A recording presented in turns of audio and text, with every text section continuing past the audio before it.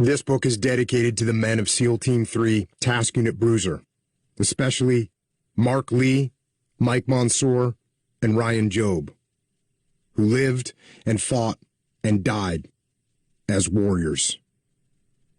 Also, Chris Kyle, whose legend was larger than life, but not as big as his heart. And Seth Stone, who never let me down. Ever. The Warrior Kid Code. Number 1. The Warrior Kid wakes up early in the morning. Number 2. The Warrior Kid studies to learn and gain knowledge and ask questions if he doesn't understand. Number 3. The Warrior Kid trains hard, exercises, and eats right to be strong and fast and healthy. Number 4. The Warrior Kid trains to know how to fight, so he can stand up to bullies to protect the weak. Number 5. The Warrior Kid treats people with respect and helps out other people whenever possible. Number 6. The Warrior Kid keeps things neat and is always prepared and ready for action. Number 7. The Warrior Kid stays humble. Number 8. The Warrior Kid works hard and always does his best. Number 9. I am the Warrior Kid. Chapter 1. The Pumpkin and the Principal. This year was a really good year, until the last day of school. I ended up in a place I never should have been. The principal's office. Yes, that's right. Me, Mr. Warrior Kid with my warrior code, got sent to the principal's office. What for, you wonder? Let me tell you in one word. Nathan. That's right. I got sent to the principal's office because of Nathan James, a guy with 2 first names. Here's the thing with Nathan.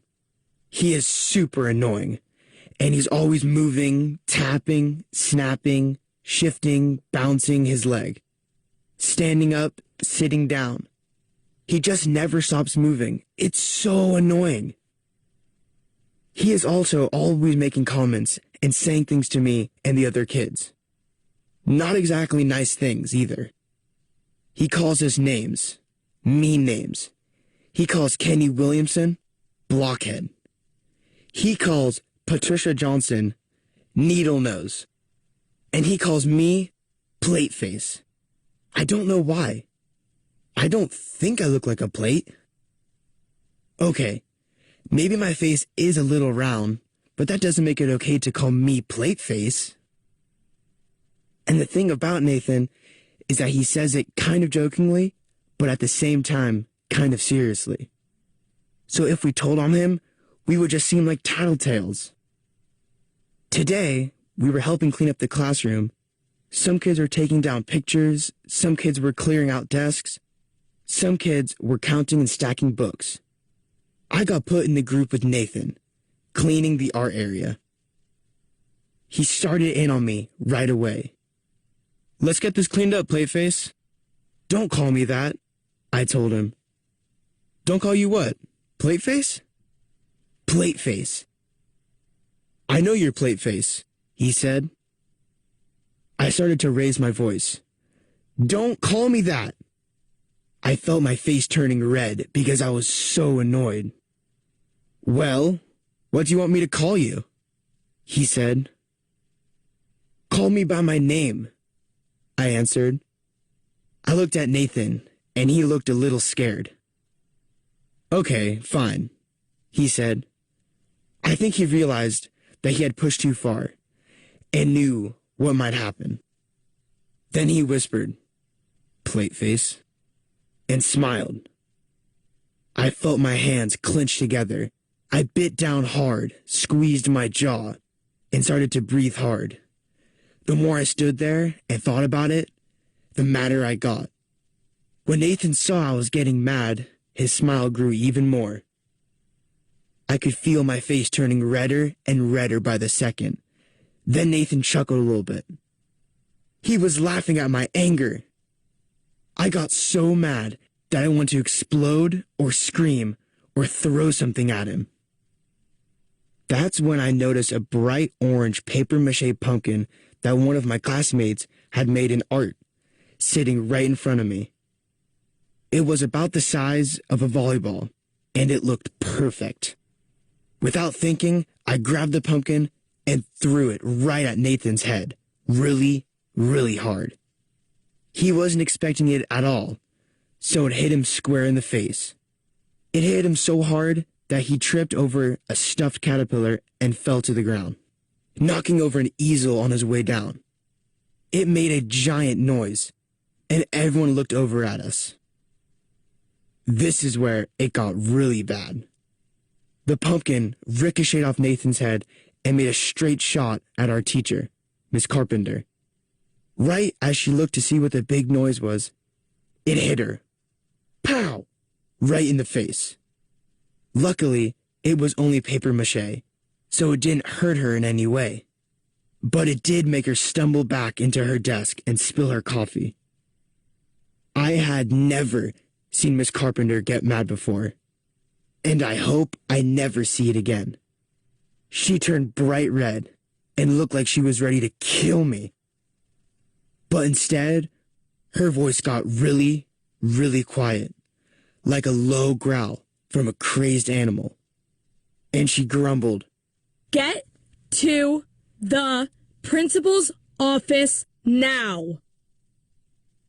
I quickly made my way to Principal Forrest's office, and as I did, tears started to roll down my face. I couldn't believe it.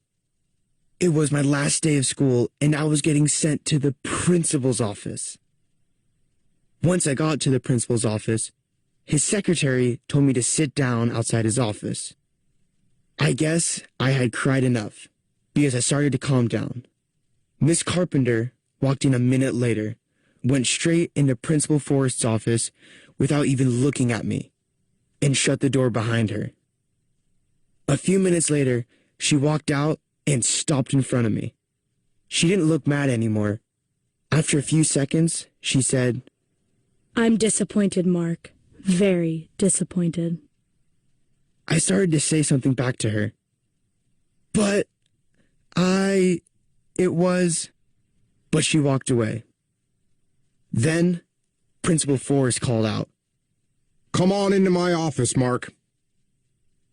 I walked into his office with my head hung low. "Well?" He said, "I'm sorry, it was Nathan. He keeps calling me plate face, and he has been calling me that the whole year.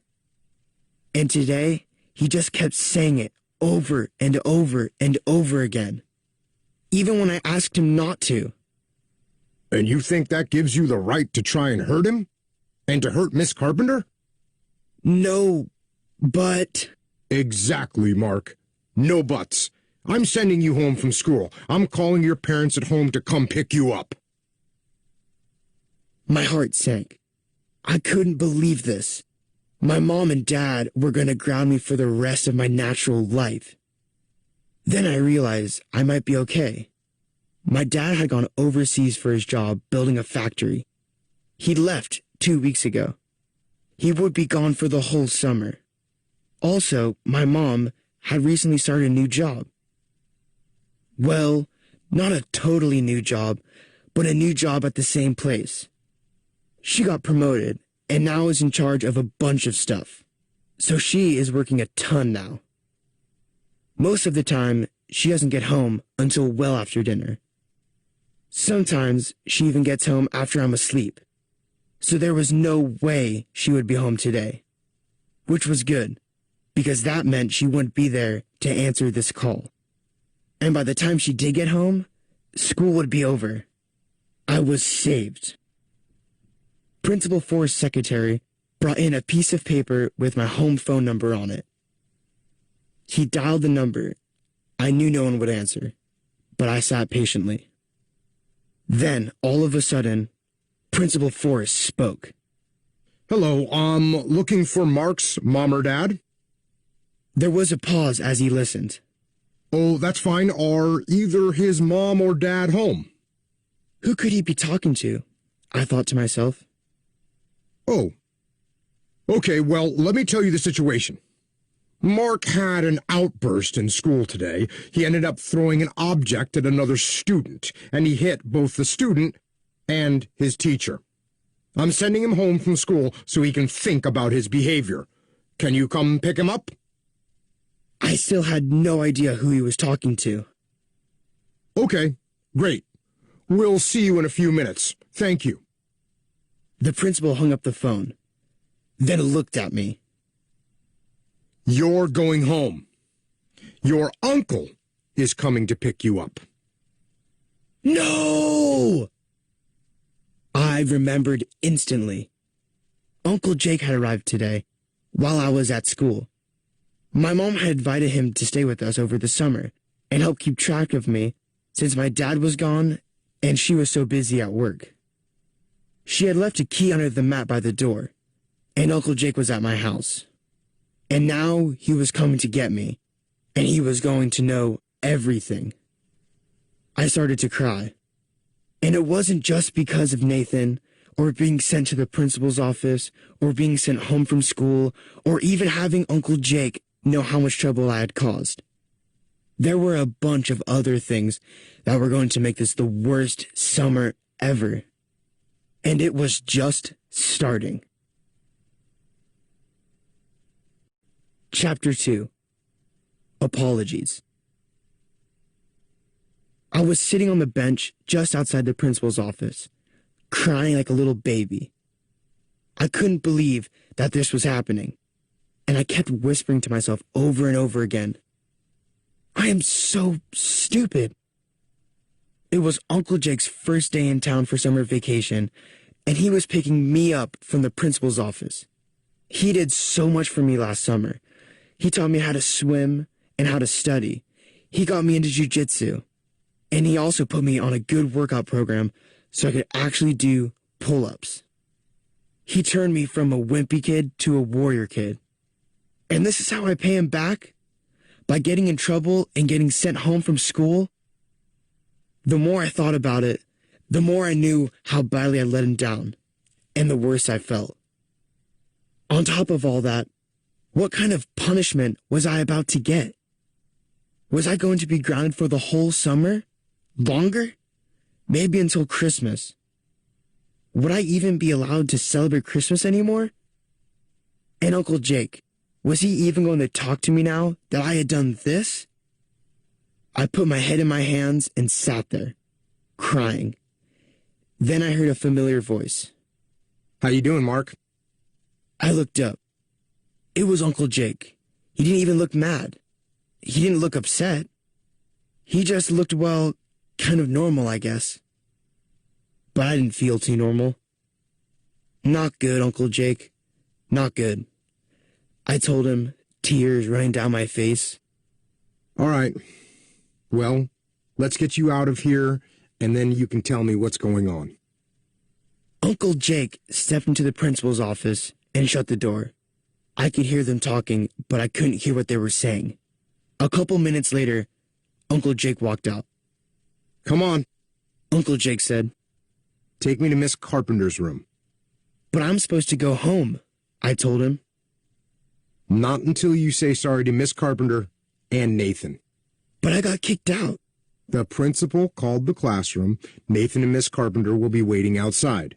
But Nathan is the whole reason this happened, I protested. No, he's not. You can't blame other people for the things that you do. You are the reason. You lost your temper. You lost control. Because of that, you made a bad decision. Now you are going to apologize, and you better mean it. Then I will take you home. Got it? Yes, Uncle Jake. I got it. As soon as we turned the corner down the hallway, I could see Miss Carpenter and Nathan standing alone outside the classroom. I held my head down in shame. When we got close enough, we stopped in front of them. Go ahead, Uncle Jake said. I looked up at Miss Carpenter. I felt horrible. I really was sorry that I hit her with a pumpkin. so I told her that. I'm sorry, Miss Carpenter. Okay, Mark. I am really disappointed, but I accept your apology. Don't let it happen again. I won't, Miss Carpenter. I promise. Then I glanced at Nathan. He had a little smirk on his face. I didn't want to say I was sorry to him. Why would I? He was the whole reason I was there. And? Said Uncle Jake. I stood there. This was awful. I had to either apologize to my worst enemy for something he made me do, or not do what my Uncle Jake, the best uncle in the world, was telling me to do.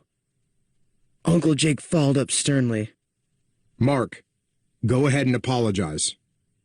This was one of those situations where I realized Uncle Jake was going to get me to do what he wanted me to do, whether I liked it or not. So I swallowed hard, looked at the ground, and mumbled, "I'm sorry." What? Said Uncle Jake. Louder. There was no getting around this, and I figured I was in big enough trouble anyway. So I took a deep breath, looked Nathan in the eyes, and said, "I'm sorry, Nathan." Nathan's smirk turned into a smile, and he said, "I bet you are." He'd barely finished those words when Miss Carpenter cut him off quickly. Nathan James, you cut it with that attitude and accept Mark's apology, now. He knew he can get in trouble too, so he stepped back, looked at me, and said, "Apology accepted, Mark." It didn't sound very convincing, but it was enough for Miss Carpenter, who then put her arm around Nathan, thanked Uncle Jake, and guided Nathan back into the classroom. Once Nathan was in the classroom, Miss Carpenter bent down and looked me in the eyes. You are better than that, Mark. At least you should be. She looked really disappointed in me, and I felt like I'd really let her down. Then she turned, walked into the classroom, and shut the door. Come on, Mark. Uncle Jake said as he spun around and headed toward the exit. Let's get you out of here. We walked down the corridor, out the door, through the courtyard, and into the parking lot without saying a word. I didn't think Uncle Jake would ever talk to me again. This summer was getting worse by the minute.